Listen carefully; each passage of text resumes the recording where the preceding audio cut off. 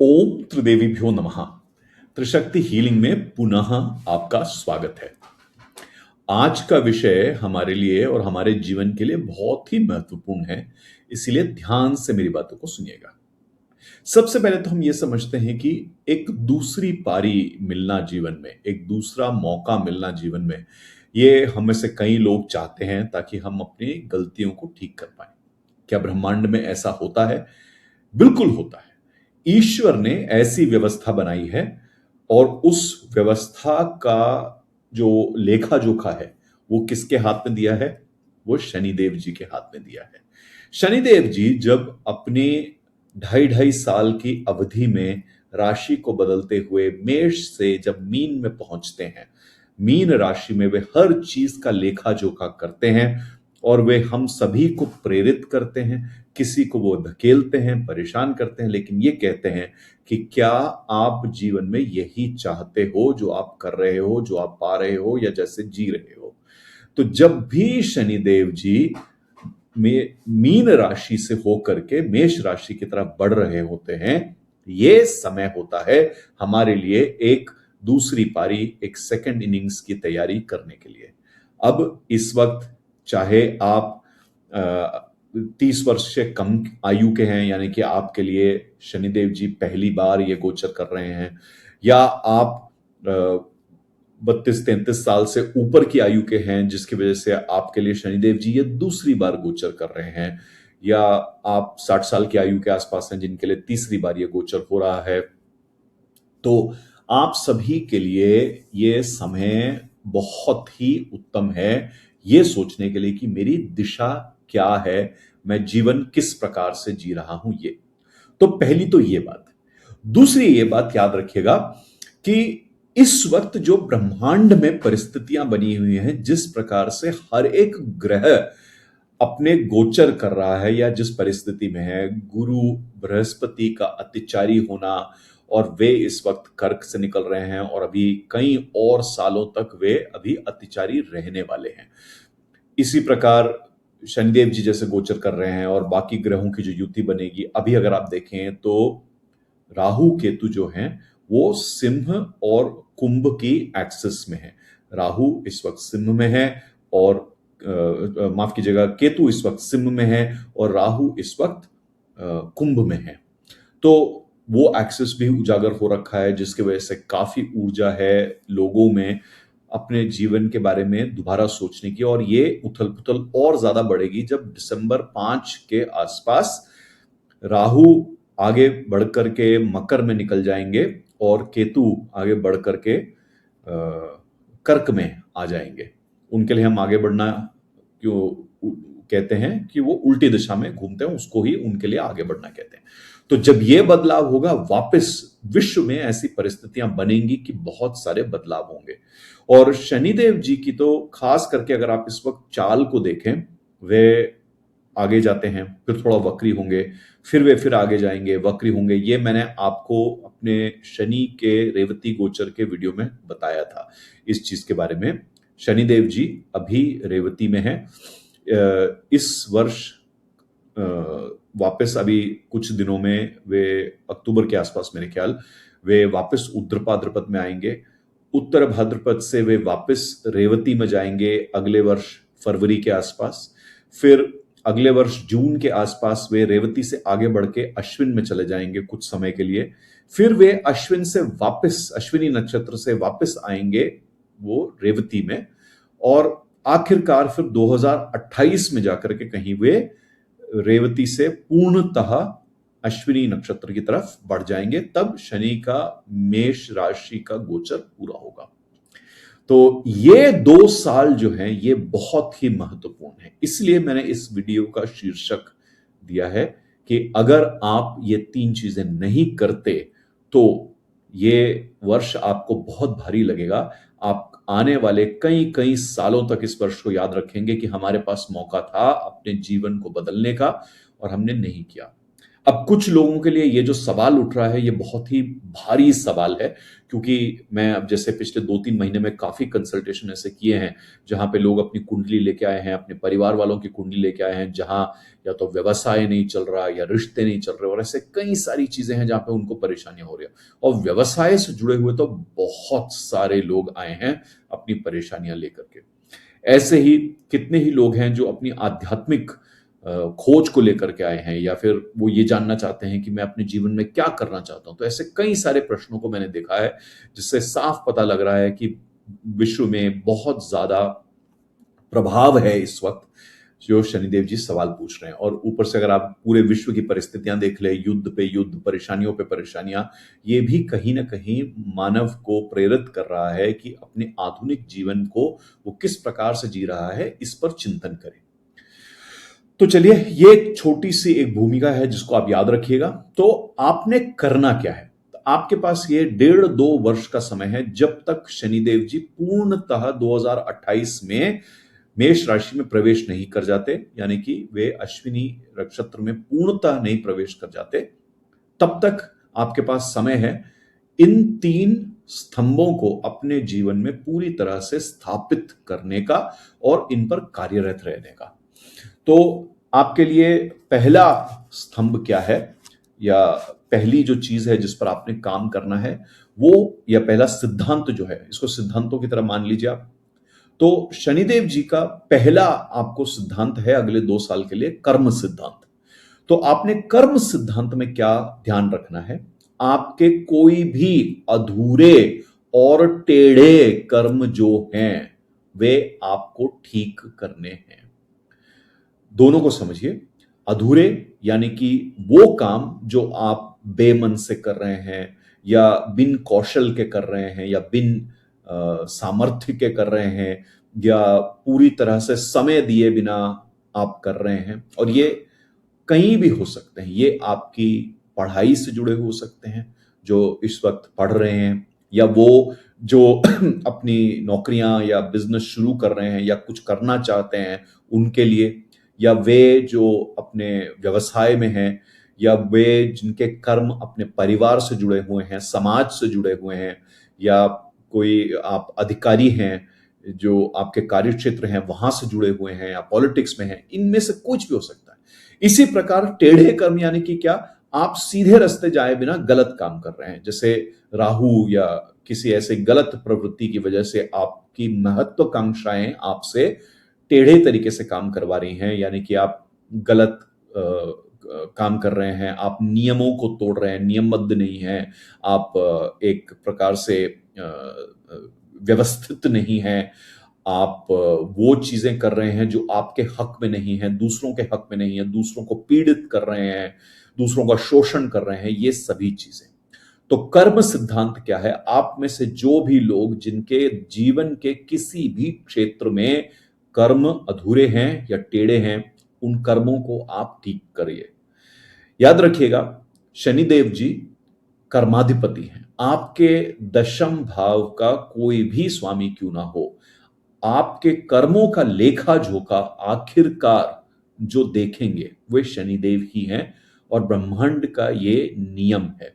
और वे धर्माधिपति गुरु के साथ मिलकर के आपके लिए फिर तय करेंगे कि आपको क्या मिलना है और क्या नहीं मिलना। कई सारे लोग कहते हैं कि गुरुजी हमें तो दिखता ही नहीं कि लोग गलत कर रहे हैं फिर उनको कोई परिणाम मिलता है। आपको पता नहीं चलेगा, क्योंकि उस व्यक्ति के जीवन में क्या मारक है, क्या उसकी जो कमजोर कड़ियां हैं जीवन की, वो आपको नहीं पता चलेंगी। हर एक का तो ये नहीं है कि गलत काम करने पे जेल ही होगा।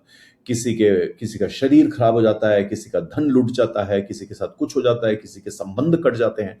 तो आपके मारक और आपके जो कमजोर कड़ियां हैं आपकी कुंडली में, वहां आपको फिर उसको भोगना पड़ता है। हर इंसान को भोगना पड़ता है, और जो आप इस जीवन में नहीं भोगते वो आप आगे अपने प्रारब्ध के लिए लेके जाते हैं। इस चीज को आप याद रखिए।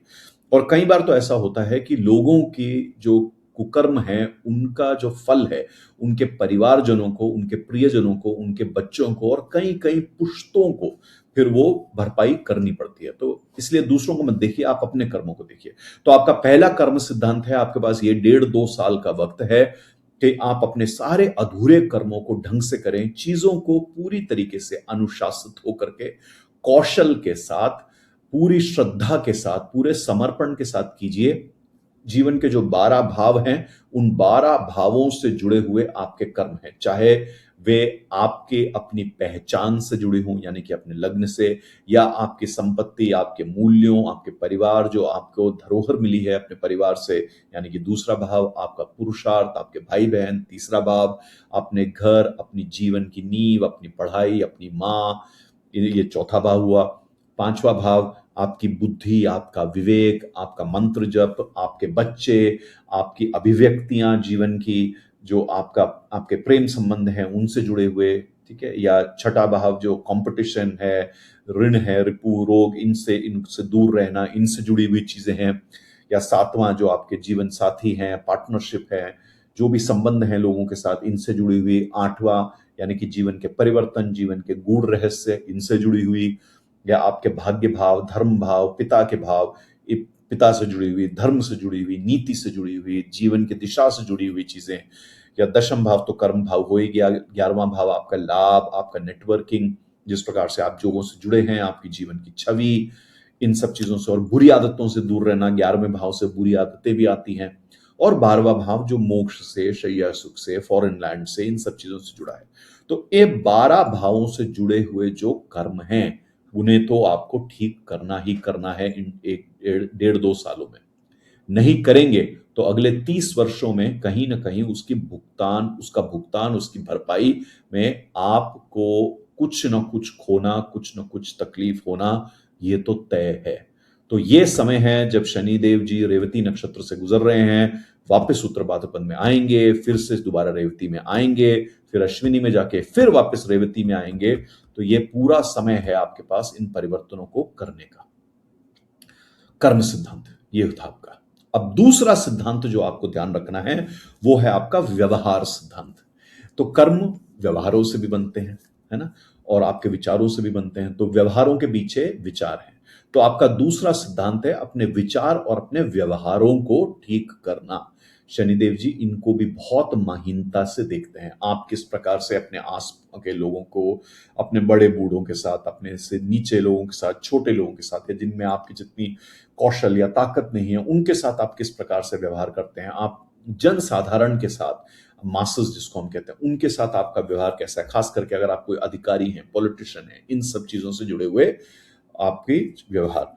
तो अगर कहीं भी आपके जीवन में किसी भी प्रकार का कोई पलायनवाद है, किसी यानी कि एस्केपिज्म जिसको हम कहते हैं, कोई भी आपके जीवन में पलायनवाद है, कोई भी आप शॉर्टकट लेते हैं, कोई भी आप दुष्कर्म, दुष्प्रवृत्ति करते हैं, ये सारे व्यवहार ये आपको वापस सुधारने पड़ेंगे। और ये विचारों से, पहले तो हमने कर्म की बात करी, यहां पे विचारों और व्यवहारों की बात हो रही है। तो मनसा वाचा कर्मणा, ये तीनों चीजें आ गई अब ये दोनों सिद्धांतों में। तो पहले हमने कर्म की बात करी, हम यहां मनसा वाचा इनकी बात कर रहे हैं। तो अगर आपके मन, आपके वचनों से कहीं भी किसी भी प्रकार का, कि आपके व्यवहार से किसी भी प्रकार का कोई भी पलायनवाद है, जो आपको करना है वो आप नहीं कर रहे, या बच के निकल जा रहे हैं, या कूटनीति आप लगा करके काम कर रहे हैं, आप मेहनत नहीं कर रहे, या कहीं पे भी आपने वो शॉर्टकट ले लिए, किसी से, मतलब किसी से पूछ करके कुछ कर लिया, किसी के, जिसको हम कहते हैं ना कॉपी कर लेना, है ना, उसको कर लिया है आपने। तो इन सब चीजों से आपको बचना है, दूर रहना है। ऐसे ही कोई भी दुष्प्रवृत्ति, आपकी वाणी खराब है, आपकी सोच विचार खराब है, आप मन ही मन गंदा सोचते हैं दूसरों के लिए, या गंदे विचार हैं आपके मन में दूसरे लोगों के लिए, या आप षड्यंत्री हैं, इन सब चीजों को आपको बंद करना है। अगर आप ये नहीं करेंगे तो वापस अगले 30 साल की जो आपकी जो जीवन है, जो इनिंग्स होने वाली है आपकी, उसके अंदर शनिदेव जी आपको पकड़ेंगे और दंडित करेंगे, और यही पूछेंगे कि जब समय था बदलाव लाने का तो आपने किया क्यों नहीं। तो मनसा वाचा कर्मणा, इस चीज को याद रखिएगा। तो पहला था कर्म सिद्धांत, अब ये था व्यवहार सिद्धांत, इसको भी आपको सही करना है। तीसरी चीज, और ये एक बहुत ही भारी भरकम चीज आ जाती है, जहां पर कहीं ना कहीं धर्म और कर्म से जुड़ी हुई चीज, यानी कि आपके जीवन की दिशा क्या है। हम में से बहुत सारे लोग हैं दिशाहीन हैं, दूसरों पर निर्भर हैं, दूसरों के बनाए हुए जो भी रास्ते हैं उस पर चल करके किसी प्रकार से बच बचा करके अपना जीवन जी रहे हैं। ये वापस वो समय है जब आपको अपने जीवन से हर प्रकार की दिशाहीनता और अव्यवस्थित आपकी कोई भी जो जो जो जो परिस्थिति है उसको ठीक करना है। अगर आपके जीवन में रणनीति नहीं है तो उसको ठीक करने का ये समय है। अब ये चाहे आपके खुद की पहचान से जुड़ी हो, आपके जो पढ़ाई लिखाई है उससे जुड़ी हो, आपके व्यवसाय से जुड़ी हुई चीज हो, आपके धन संचय से जुड़ी हुई चीजें हो, आपके घर की व्यवस्था, जीवन की नींव आपके रिश्तों से जुड़ी हो, या ये आपके सामाजिक जो भी आपकी छवि है, पहचान है उससे जुड़ी हो, आपके चरित्र से जुड़ी हुई हो, या जिस प्रकार से आप जीवन व्यतीत कर रहे हैं उससे जुड़ी हो, तो आपको अपना दिशा निर्देश करना बहुत ही ज्यादा जरूरी है। ये तीसरी चीज बहुत ज्यादा इसलिए आवश्यक हो जाती है क्योंकि हमारे जीवन में जब हम धर्म की बात करते हैं तो धर्म का एक मतलब आपका आपके जीवन की दिशा भी बन जाती है, और दिशा नहीं है जीवन में तो आप धर्महीन ही हैं। धर्म का मतलब क्या है कि आपके जीवन में मनुष्य धर्म है, जीव धर्म है, विशेष धर्म है, और विशेष धर्मों में वो सभी रिश्ते हैं जिनको लेके आप पैदा हुए, और वो सभी रिश्ते जिनको आपने चुना। तो चाहे जीव धर्म हो, मनुष्य धर्म हो, राजधर्म हो, या आपके विशेष धर्म हो, इन सभी चीजों में आपकी चिंता शक्ति का एकाग्र होना, आप में एक दिशा होना, एक अच्छी सोच होना, मूल्यों के हिसाब से जीवन जीना, ये बहुत आवश्यक है। अगर ये नहीं है तो आपके कर्म बिगड़ते ही हैं, और जैसे ही कर्म बिगड़ेंगे वैसे ही कर्माधिपति आपको पकड़ेंगे। तो ये समय है आपके लिए वापस अपनी जीवन की दिशा को समझने का। अगर किसी भी क्षेत्र में, वापस मैं कहूंगा, जीवन के 12 भावों से जुड़े हुए किसी भी क्षेत्र में अगर आपकी दिशा नहीं है, गलत है, या अधूरी है दिशा, या आपको पता ही नहीं है कि क्या दिशा लेना है, ये समय है आप किसी की मदद लीजिए। कोई गुरु है आपके जीवन में, कोई कोच है, बड़े हैं, कोई समझदार है, कोई अनुभवी है, उनसे सोच कर समझ करके अपने जीवन में एक दिशा लाइए। ये आप में से हर एक इंसान के लिए है, चाहे स्त्री है, चाहे पुरुष है, चाहे विवाहित हैं, अविवाहित हैं, आप पढ़ रहे हैं, व्यवसाय में हैं, घर बैठे हैं, जो भी कर रहे हैं, रिटायर्ड हैं, कुछ भी हैं, आप सभी के लिए। क्योंकि शनिदेव जी वापस जब मेष राशि में आएंगे तो वे आपको उत्तेजित करेंगे काम करने के लिए उन चीजों पर जो आपके जीवन में नींव नहीं है, जिन चीजों में, या जिनके नींव तो थी पर आपने उसको ऊपर नहीं, आगे नहीं बढ़ाया। उस वक्त आपको बहुत तकलीफ होगी अगर आप दिशा नहीं पकड़ते हैं। अक्सर लोग मेरे पास आकर के ये कहते हैं कि क्यों हमारे जीवन में इतनी तकलीफ है। मैं बार बार यही बात उनको कहता हूं कि अगर आपके जीवन में तकलीफ है तो सबसे पहले अपने कर्मों को देखिए। अगर कर्म ठीक हैं तो फिर कहीं देखिए व्यवहार, क्योंकि बुरे व्यवहार से किया हुआ ठीक कर्म भी कई बार गलत पड़ जाता है। तो पहले कर्म को देखें, फिर व्यवहार को देखें। अगर आपको लगता है इनमें कोई कमी नहीं है तो हो सकता है आपकी दिशा में ही गलती हो जीवन की। मैं दिशा को आखिर इसलिए कहता हूं क्योंकि एक वो बड़ी बात हो जाती है, हर एक के बस का नहीं होता पहले अपनी दिशा को देख लेना। क्योंकि बहुत हम में से हर एक को लगता है कि हमारी जीवन की दिशा तो चलो ठीक ही है, हो सकता है कोई किसी को लगता हो किसी और ने तय कर दिया, जो भी था हमने किया। पर ये चीज, तो ये थे 3 आपके सिद्धांत जिनको आपको जीना है। आपके पास 1-1.5 साल का समय है इन सब चीजों को ठीक करने का। ऊपर नीचे होता रहेगा समय, आपके अपनी कुंडली के हिसाब से आगे पीछे चीजें होती रहेंगी, लेकिन शनि देव जी के रेवती नक्षत्र से पूरी तरह से निकल करके अश्विनी नक्षत्र में जाने से पहले, यानी कि मीन से मेष के गोचर के होने के पहले, यानी कि 2028 के शुरुआत से पहले पहले आप इन तीनों सिद्धांतों को अपने जीवन में पूरी तरह से उतारिए, ताकि आपके अगले 30 वर्ष जो हैं उनमें आपको जितना राहत हो सके ये मिले। आपकी कुंडली के अनुसार आपको जो परिणाम मिलेंगे वो तो हमें आपकी कुंडली से ही पता चलेगा। किसी को बहुत अच्छे, बहुत ज्यादा मिलेंगे, किसी को कम मिलेंगे, लेकिन मेरा ये मानना है कि अगर आप कर्माधिपति शनिदेव जी के दिए गए जो सिद्धांत हैं उनके अनुसार अगर आप चलेंगे तो आपका आपके जीवन में कल्याण ही होगा। मेरा यह मानना है और बहुत लोगों का, विद्वानों का यह मानना है कि अगर शनि प्रसन्न होते हैं तो वे गुरु और शुक्र को तो ले ही आते हैं आपको सभी फल देने के लिए। इसलिए कार्यरत हो जाइए अपने जीवन के लिए, इस समय को मत खोइएगा। दूसरा इनिंग्स है आप में से काफी लोगों के लिए, ये आप में से कुछ लोगों के लिए तीसरा इनिंग्स भी है जिसका आपको मौका मिल रहा है। जीवन देती है ये मौका, इनको अपने जीवन में उतारिए। और मैं बहुत जल्दी मिलूंगा, ऐसा ही एक मेरे को आपसे चर्चा करनी है गुरु बृहस्पति के बारे में। जल्द ही मिलूंगा आपसे कुछ दिनों में। तब तक के लिए जय महाकाल, जय मां काली।